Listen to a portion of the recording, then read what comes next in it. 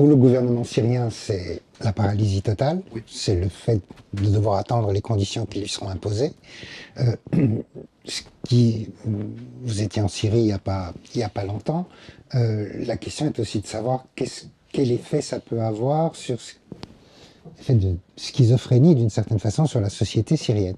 Oui. Puisqu'il y a à la fois l'effet de libération de la chute du régime de Assad, et puis cette fois-ci, l'horreur n'est plus intérieure, mais est extérieure avec, avec la domination israélienne.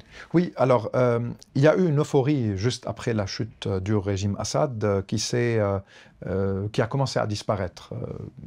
À la fois, il y a ce grand défi qu'imposent les Israéliens, et auquel il n'y a pas de réponse pour le moment, mais il y a aussi les fractures internes et les difficultés de reconstruire un mode de gouvernance qui rassure tout le monde.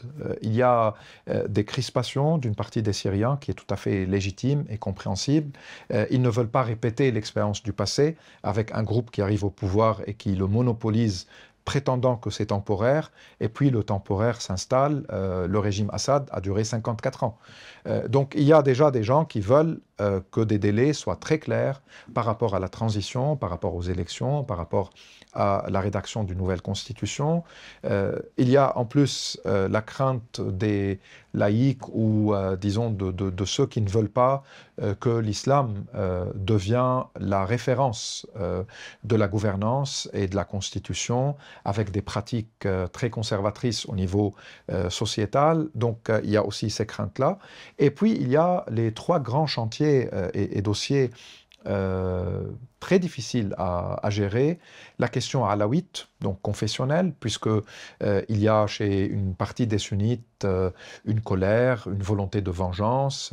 Assad était lui-même alawite, les grands officiers de l'armée d'Assad étaient alawites, ceux qui étaient responsables des centres de torture étaient alawites. Ça, c'est du temps du père, déjà, le système a été formé à partir de bases alawites, bassistes, militaires, pour souder la communauté et pour soutenir Assad lui-même, en donnant l'impression que le régime est alawite, bien qu'il ne l'était pas du tout, mais certains de ses ténors l'étaient.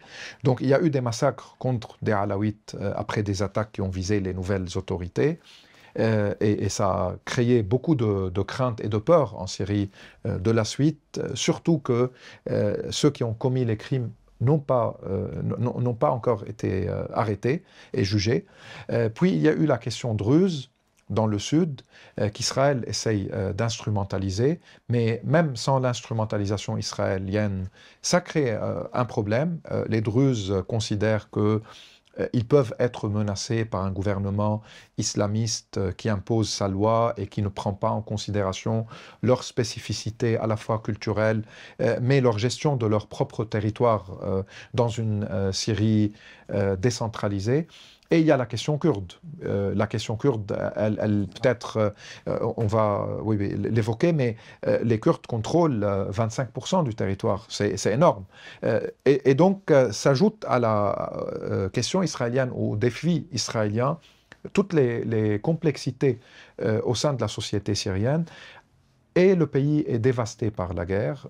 Les villes et les faubourgs des grandes villes ont été extrêmement endommagés. L'infrastructure est détruite, l'économie est en ruine et les sanctions ne permettent aucun investissement parce que les sanctions américaines ne visent pas seulement certains secteurs en Syrie même, mais visent tous ceux qui viennent de l'extérieur pour investir en Syrie.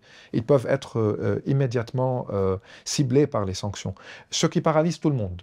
Les Européens essayent maintenant de trouver quelques compromis en considérant qu'il faut, dans certains secteurs, en finir avec les sanctions parce que ces secteurs-là sont nécessaires pour la santé, pour l'éducation, pour la reconstruction. Mais ce n'est pas gagné encore parce que les conditions américaines ne sont pas tout à fait claires et ne sont pas toutes reliées aux dossiers internes syriens, mais plutôt à la relation avec Israël.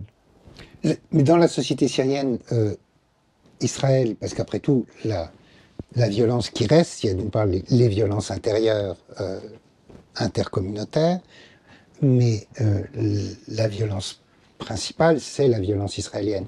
Est-ce que autant que vous avez pu voir en allant en Syrie, est-ce que dans la société syrienne, c'est plutôt occulté parce qu'on sait qu'on ne peut rien faire, donc on essaye de ne pas y penser, ou est-ce que c'est un facteur, comment dire, sinon de mobilisation, en tout cas de solidarisation entre certaines communautés? Alors, moi, je pense qu'il y a un phénomène au Liban et en Syrie qui fait que malgré la taille, côté libanais, c'est un pays très petit, côté syrien, c'est plus grand, mais par exemple, de Damas au Golan, on est à 50-60 km, pas plus.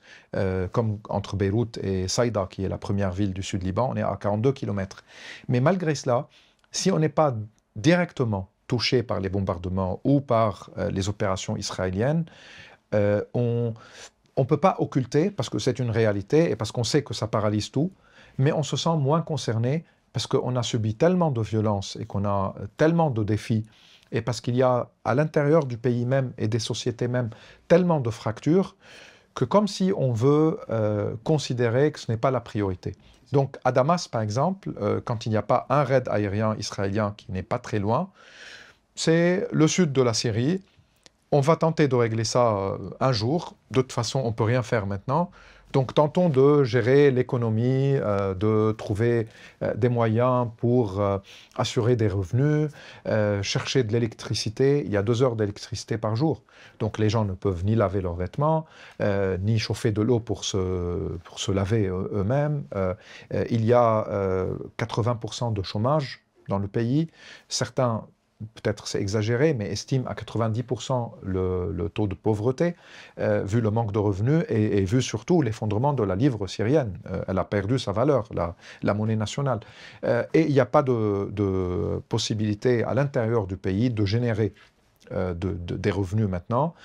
Ça dépend surtout, et les familles syriennes reçoivent de la diaspora et des réfugiés syriens à l'extérieur de l'aide financière qui passe par soit le cash, une économie de cash.